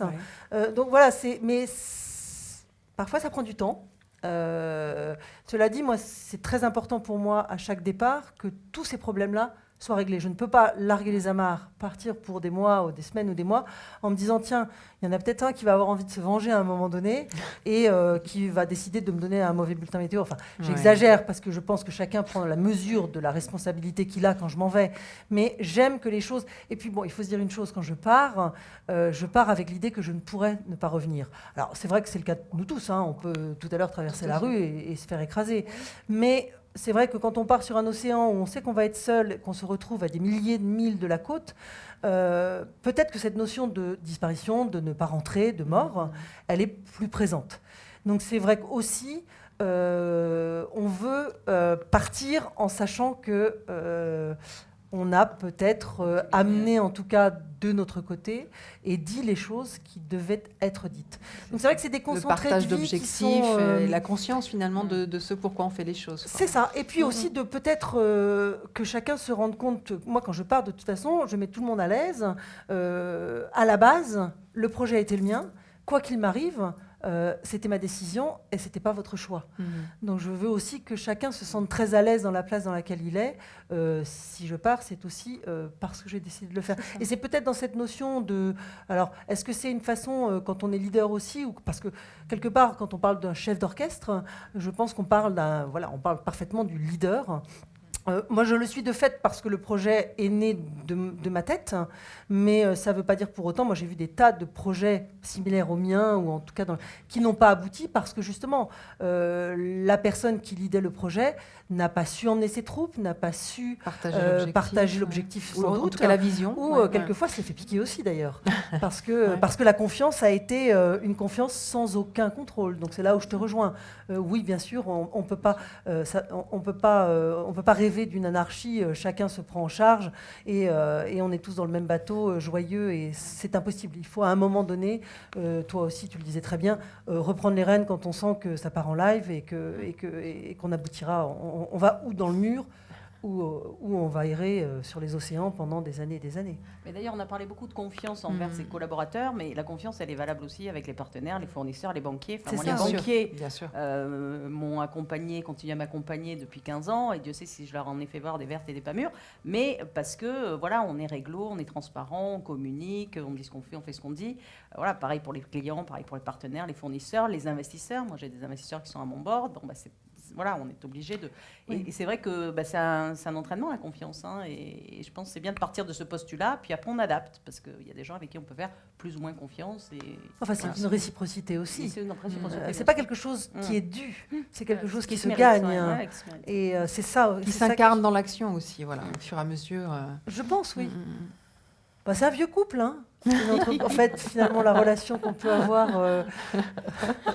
Mais c'est vrai que confiance et transparence, ça peut être un jeune couple aussi. Oui, ça va bien ensemble. Confiance et transparence, ça va bien ensemble. Ouais. Je vous demande de les applaudir très fort déjà pour ce partage. On a la chance d'avoir encore un peu de temps, donc vos remarques, vos ressentis, vos questions, n'hésitez pas, on a un micro qui est là, donc on va pouvoir le faire passer pour ceux qui veulent témoigner ou partager. Oui ? Juste là-bas, monsieur. Je vais vous demander de vous lever pour ceux qui poseront des questions, qu'on puisse voir. Je voudrais parler 2 minutes de nos rapports avec nos clients. L'entreprise, c'est bien, on a tous l'expérience, mais la relation, je parle du manager de transition, avec ses clients est assez unique. D'abord, ce n'est pas la même selon qu'on est en clientèle avec ou en direct ou avec un cabinet de transition. Qu'en général, quand on a une commande, c'est que le client nous fait confiance. L'inverse n'est pas vrai. C'est-à-dire que il est très rare, quand on rentre en mission, de retrouver l'histoire qu'on nous a décrite. Ce serait trop facile. Oui, non mais... Alors, le jeu est assez... D'abord, il est différent quand il est à 3 à travers un cabinet comme Réactive Exécutive. Et on est dans un paradoxe parce qu'au début, c'est le client qui a confiance en nous. Et très vite, c'est à nous de garder la confiance du client. Et donc, voilà, je voulais juste souligner que dans ce métier-là, on a une relation commerciale un peu particulière. Je le dis d'autant plus facilement que j'ai des clients dans la salle. Donc, voilà. Merci pour ce témoignage. Oui. Très bien. Qui d'autre souhaite poser une question? Oui. Moi, je voulais simplement savoir si vous continuez à faire des expériences, des traversées, ou est-ce que vous avez complètement abandonné le projet? Ah non. Le jour où j'abandonnerai, c'est qu'effectivement, je ne serai plus beaucoup en vie. Alors, je suis partie sur d'autres dimensions, puisque après l'Atlantique et le Pacifique, alors je suis partie sur différentes embarcations, comme disait Carole. L'aviron, le kiteboat, qui était alors là, pour le coup, un prototype très révolutionnaire, puisque c'était une toute petite unité qui a été construite avec la même équipe avec laquelle j'étais partie précédemment, tractée par une aile de kite, donc dans l'idée un petit peu des énergies renouvelables, d'utiliser la force du vent et d'aller chercher des vents un peu plus haut. Donc c'est toujours, je dirais que c'est un peu comme une entreprise, justement, être capable. Il y a eu un moment où, après mes traversées sur l'Atlantique à l'Aviron, j'avais fait le tour. C'était le cas de le dire en plus, parce que je suis revenue dans l'autre sens. Donc j'avais vraiment bouclé la boucle et je me suis dit, est-ce que je... Alors tout le monde me disait, alors l'océan Indien, puis tu as encore l'océan Pacifique à la rame. Je me suis dit, bon, quel intérêt? Est-ce que j'ai envie d'être dans une espèce de dimension où on surenchérit par rapport à d'autres? C'est pas très important. Enfin, c'est pas que l'histoire des autres n'est pas importante, mais c'est pas ça en tout cas qui va appuyer la mienne. Et j'avais envie d'autre chose, j'avais envie d'évoluer, comme je pense tout le monde a envie d'évoluer dans sa vie et dans son entreprise. Et c'est comme ça que quand je suis arrivée de New York à Ouessant à la rame, j'avais mis 87 jours, et l'architecte qui était à Ouessant pour m'accueillir me dit, quand même 87 jours pour traverser l'Atlantique, aujourd'hui on parle de vitesse, où on bat des records, on met même plus, on met 3 jours je crois pour battre, puis c'est un peu ridicule, c'est comme ça qu'est né le projet. Il me dit, moi je te propose un petit truc, alors moi je sais construire mais je sais pas naviguer, toi tu sais naviguer mais tu sais pas construire, est-ce que tu as envie de repartir? Et voilà, on est reparti comme ça, et puis ça a été très loin, puisque je suis repartie après sur le Pacifique. Et entre-temps, j'ai eu l'occasion, parce que ce sont des rencontres, et là aussi, je te rejoins Sandra, c'est le feeling. J'ai rencontré des gens étonnants qui m'ont emmené en Arctique, et là, ça a été une vraie découverte. Et à partir de là, j'ai commencé à travailler sur des projets de traversée du passage du Nord-Ouest, alors en kayak. Et pour la première fois, j'ai dû essuyer un échec. Et j'ai dû me remettre en question, parce que c'est vrai que quand on arrive et qu'on arrive avec une couronne de fleurs, on ne réfléchit pas beaucoup, on est très content évidemment, hein, tout le monde nous applaudit, on est merveilleux. Et puis là, quand je suis rentrée de ma première tentative de traversée du passage du Nord-Ouest, qui s'est soldée par un échec, il a fallu qu'on débriefe, et puis là qu'on se dise pourquoi ça n'a pas marché, où est-ce qu'on a merdé, quoi. Et j'ai trouvé que c'était... aujourd'hui, je ne peux plus le considérer comme un échec, parce que j'ai trouvé que c'était extrêmement enrichissant. Comme je ne l'avais jamais vécu, moi, je vivais l'échec au départ à travers ce qu'on m'en disait. Et c'est vrai qu'en France, encore une fois, l'échec a quelque chose d'extrêmement violent. Sanctionnant. D'un seul coup... C'est pas le cas en Bretagne? Non. D'ailleurs, en Bretagne, ce sont rarement les Bretons qui m'ont parlé d'échecs. C'est beaucoup les journalistes, beaucoup les médias.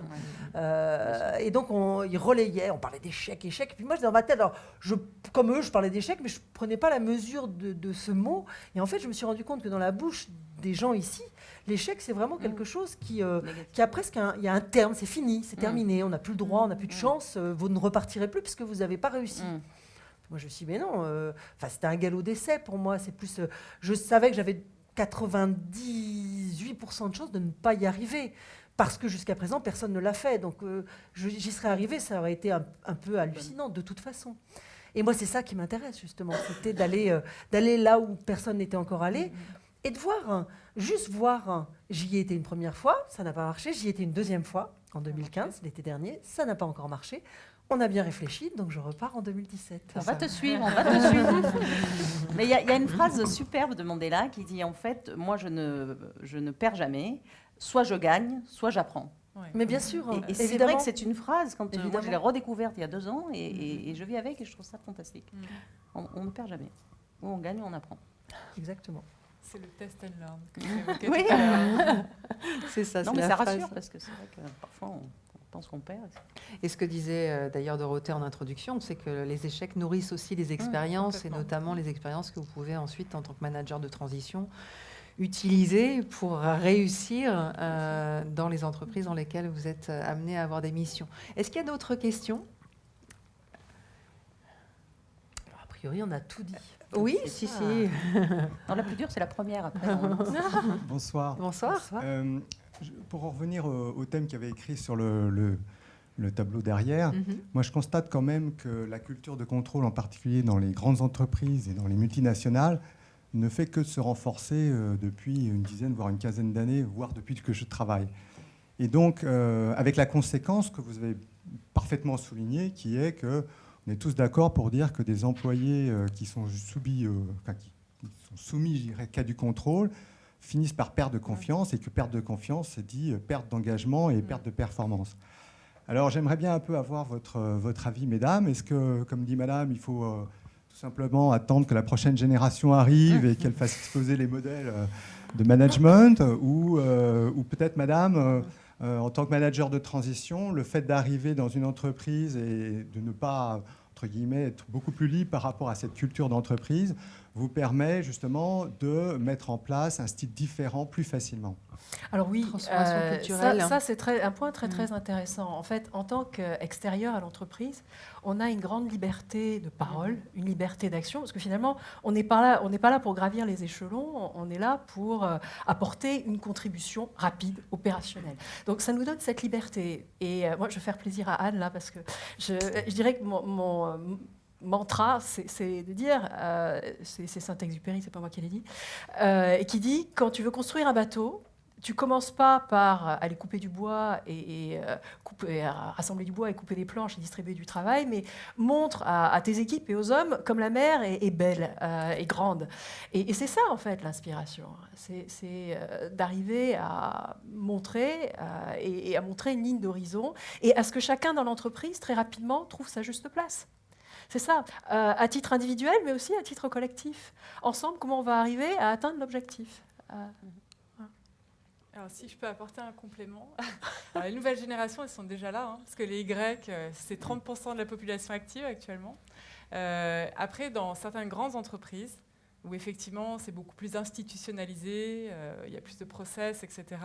Il y a quelques entreprises avec lesquelles je travaille, qui sont des multinationales, où on commence à mettre en place des groupes, en fait, de collaborateurs un peu nomades, donc agiles dans la tête, mais pas que. Donc des espèces de task force qui vont intervenir sur certains projets, et puis surtout qui ont des compétences complètement atypiques.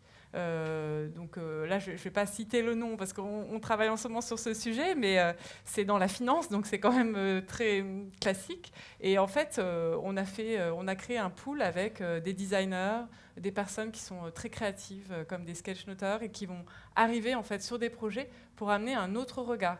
Et je crois que c'est des petits pas finalement qui amènent aussi plus de transversalité dans les entreprises, sont très processées ou très en silo.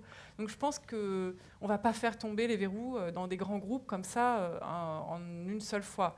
Il y a plusieurs ingrédients. Déjà, il faut qu'il y ait un CEO qui y croit et qui donne l'impulsion et qui permette aussi à certaines personnes en place, ça peut être dans des postes liés à l'innovation. L'innovation, ce n'est pas que techno, on est bien d'accord, hein, c'est aussi managérial, des postes clés comme la RH ou la communication, qui vont pouvoir porter aussi ces initiatives et finalement emmener petit à petit les équipes. C'est souvent des boucles et des cercles vertueux qui vont se créer. Il y a aussi une autre dimension, on est dans le faire là, mais il y a aussi la dimension inspiration. Il y a beaucoup d'entreprises dans lesquelles on met en place des cycles avec des speaker series, des personnes comme Anne, ou même Sandra qui va venir parler de son expérience et qui vont inspirer aussi les collaborateurs. Et toutes ces portes qu'on ouvre, finalement, elles permettent aussi le changement. Et là, on n'est plus dans une question de génération, on est dans un changement culturel profond qui est pour moi le prérequis essentiel à toute transformation. Mais c'est vrai, pour compléter, on peut avoir un peu la nostalgie. Moi, c'est vrai qu'on était une start-up, et puis on est devenu une grosse start-up, puis une PME, TPE, PME, etc. Et on s'est fait à un moment déborder par les process, l'organisation, le ranking des tâches, etc., les autorisations, enfin, et tout ça, à un moment, on s'est dit, mais attends, comment on fait pour redevenir des petites start-up, en fait, par service? Et donc, on essaie de créer aussi ces conditions. Alors, c'est des modes projets, ça va être du transversal, ça va être quelque chose qui ne sera pas au long cours, mais ponctuel. Ça va être un peu du management un peu différent. On essaie de se remettre un peu en question, parce qu'aujourd'hui, c'est ça qu'il faut faire si on veut rester agile et pouvoir adresser des projets et puis des business très vite. Voilà, parce qu'il y a quand même... avant, c'était les gros qui mangeaient les petits. Maintenant, c'est les rapides qui mangent les lents. Hein. On n'est plus du tout dans la même stratégie. Et c'est vrai que la vitesse, aujourd'hui, ça compte énormément. Voilà, il y a un time to market, il y a des moments pour faire les choses. Et quand on laisse passer le train, que c'est pas le momentum, ça fonctionne moins bien. Donc, faut être agile, rapide, et c'est vrai que c'est un peu de jeu de jambes qu'on doit essayer d'organiser dans l'entreprise. Mais c'est pas toujours évident, parce qu'on est tous un peu à mettre des process et des couches et des recouches et des millefeuilles qui après sont indigérables, quoi. Je travaille dans une entreprise qui s'appelle Disney, je peux la citer parce que c'est quelque chose de très gai, que je veux dire. Et ils arrivent justement à très bien allier ces choses-là. Ils sont très process, très réglo, et en même temps, ils ne se prennent pas au sérieux. Moi, j'ai vu le CEO venir en réunion, on était 800. Déguisé en Mickey mais oui, ils arrivaient. Alors, ce n'était pas déguisé en Mickey, parce que Mickey, c'est très particulier. On ne joue pas trop avec quand même, hein, parce que c'est un personnage. Mais ils descendaient, genre à la guerre des étoiles, déguisés, comme ça. Il y avait toute une mise en scène. Mais on était morts de rire, et ça détendait l'atmosphère, ça a donné envie. Et après, quand on était dans des réunions un peu plus costauds, où c'était peut-être un peu moins fun, on revoyait ces ancrages, ces images, et finalement, tout le monde prend du plaisir. On se dit, OK, c'est le boss, mais de temps en temps, il lâche prise. Et ça, c'est merveilleux dans ces entreprises de voir qu'on peut aussi bien allier les performances, mais en même temps, le jeu, la bonne humeur, et ça, c'est extraordinaire. Il y a une expression dans votre livre sur la nouvelle définition qu'on pourrait donner du manager, sur le provider. Provider de kiff. Ouais, c'est ça. Oui, alors enfin, il faut trouver le mélange entre provider de kiff et câlinothérapeute.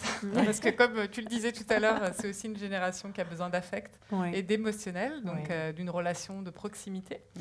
Ça, je crois que les dirigeants de PME le savent très bien, d'être proches sur le terrain. Mais oui, c'est d'emmener, c'est de faire vivre des temps forts, de retrouver cette notion du plaisir que tu as explicité plusieurs fois. Et je pense même, Anne, si tes traversées sont dures, t'as quand même... voilà. Je crois que le plaisir, on l'a oublié, c'est une valeur qu'on a oubliée, qu'on retrouve, qui fait pleinement partie de ces nouvelles générations, qui sont sur le bien vivre et le partage de ces moments où on vit bien. Et je crois qu'il faut aussi le réinjecter. Alors, effectivement, il y a des moments où il faut être sérieux, parce qu'il y a un client, il y a un délai, il y a une deadline, il y a un délivrable, et ça, il ne faut pas hésiter à le dire ou à l'expliciter. Mais il y a des moments aussi où on peut prendre du plaisir, où on peut être fun. Nous, le vendredi, on fait le mur de Lego. Donc, le mur de Lego, c'est quoi? C'est un petit peu... Lego, L-E-G-O. Non, alors pas le Lego. Lego qui fait du bien. En fait, on partage sur WhatsApp la victoire ou le succès de la semaine. Et voilà, et chacun partage et ça crée une émulation au sein de l'équipe. Donc ça, c'est plutôt sympa aussi. Et on le fait de manière fun. On peut partager aussi des moments dans les workshops. À chaque fois qu'on anime des workshops chez les clients, quel que soit le titre ou autre, on fait des photos et les gens se mettent en scène, ils ont des lunettes, on prend des Kodak. C'est des petits moments qui créent des temps forts et voilà, les collaborateurs repartent avec la pêche et derrière on peut amener les projets et puis on peut envoyer du bois. C'est plus sympa quand même. Envoyer du bois pour faire un beau bateau pour regarder Exactement. ma mère est belle. Anne, je t'avais tendu la perche. On est bon, on est raccord, tout va bien. Mais c'est vrai que le terrain, la proximité, le terrain, c'est important. Moi, je sais que je tourne encore maintenant, mais moins qu'avant, mais je tourne toujours un peu avec des commerciaux, je vais en rendez-vous avec des acheteurs, etc. Parce qu'on est beaucoup plus crédible quand on fait avec que quand on donne des objectifs, quelle que soit l'ambition des objectifs. Et c'est vrai qu'on donne beaucoup d'ambition dans les objectifs, 1 plus 20, 1 plus 30, 1 plus 10, mais les gens ne se disent pas, ça y est, elle a sorti son chiffre, ça ne veut rien dire, puis en plus, elle ne comprend pas le terrain, elle ne connaît pas les clients. Donc moi, je vais tourner, je demande à tous mes managers de le faire, ils vont dans la voiture des commerciaux, et c'est là qu'en plus, crée une connivence, etc. Puis quand on doit réajuster, on réajuste. Et c'est toujours risqué, parce que c'est vrai que parfois, on se dit, on y va, mais on n'est pas non plus des magiciens. On peut aussi se louper sur un client, on peut aussi ne pas gagner le contrat. Mais si on débriefe bien, si on explique pourquoi, etc., ça se passe toujours bien. Mais c'est vrai que c'est une notion de se mettre en risque et après d'avoir ce côté crédible parce qu'on est allé avec. Voilà. Réduire la distance. Les Américains disent on the field. Moi, je me rappelle chez Coca-Cola, je faisais des rendez-vous dans la voiture et on faisait un Carrefour, un Leclerc, un meeting entre les deux. Et voilà, les gens ne nous mettaient pas en réunion. Très bien. Une dernière question avant de clôturer, en tout cas ce temps officiel d'échange, parce qu'évidemment, on va continuer en buvant un verre. Oui. Oui, bonsoir. C'est pas une question, c'est que ça fait un moment, enfin, comme tout le monde, je vous écoute. Je trouve que c'est un débat très passionnant. Et je trouve, mesdames, j'apprécie énormément effectivement l'échange que vous avez apporté donc, par rapport à un certain nombre de choses. Et vous particulièrement, madame, parce que bon, vous êtes patron d'entreprise, moi je suis DRH d'un petit groupe de 15 000 salariés.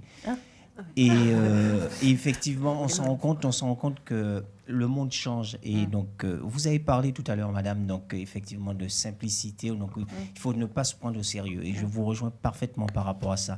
On peut ne pas se prendre au sérieux et se mettre au niveau donc, de tout le monde. Et ça permet effectivement donc, de permettre à cette nouvelle génération donc, de se mettre au même niveau que de tout le monde et donc d'avoir des échanges tout en gardant des règles, des directives, puisque vous êtes patron d'entreprise. Mais sans pour cela, donc, laisser je ne sais pas comment le dire, laisser apparaître le fait que, bon, voilà, il y a un lien hiérarchique, etc. Donc, rester au même niveau et on a un résultat beaucoup plus performant donc, de l'ensemble des collaborateurs. Donc, je trouve très bien, effectivement, votre débat et ces échanges-là. Ça manque un peu, donc voilà. Et puis, Dorothée, merci donc, de m'avoir invité. Très bien. Et ben, vous m'aidez pour la transition. Je vais demander justement à Dorothée de nous rejoindre pour faire une conclusion. On va récupérer peut-être le micro. Oups là.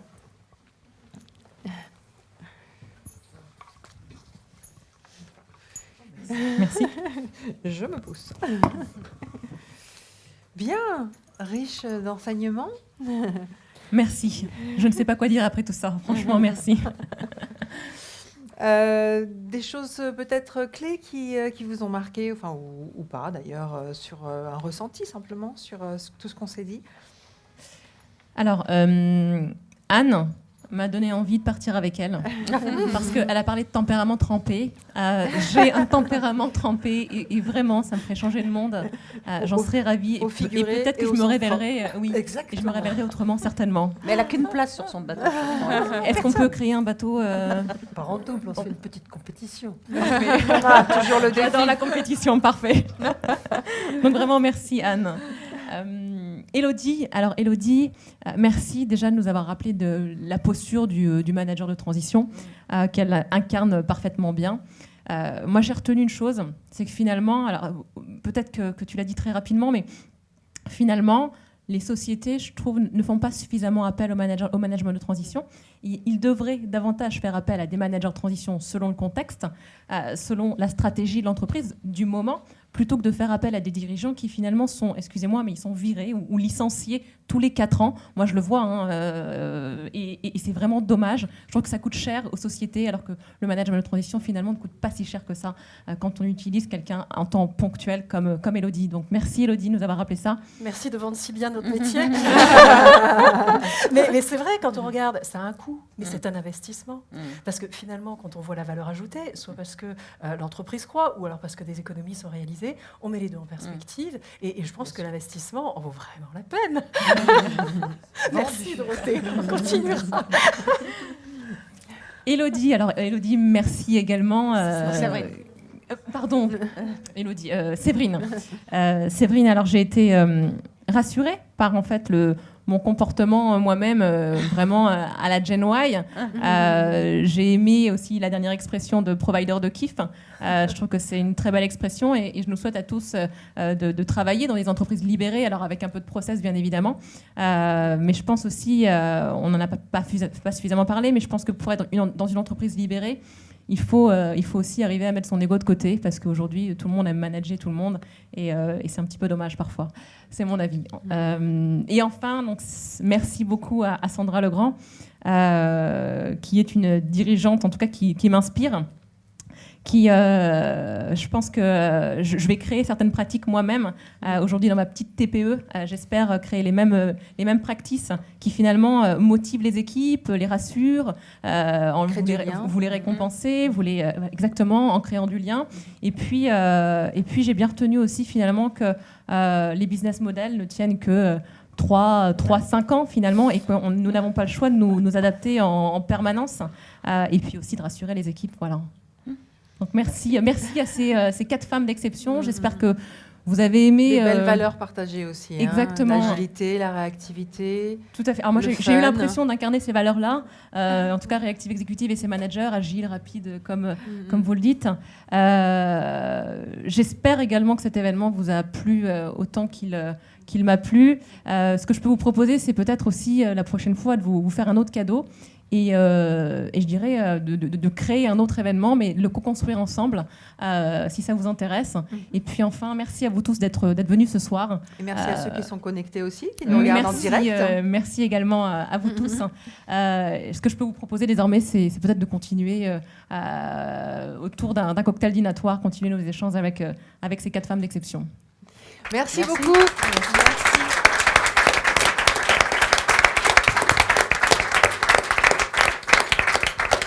Bonne soirée à tous. Merci beaucoup. Bonne soirée.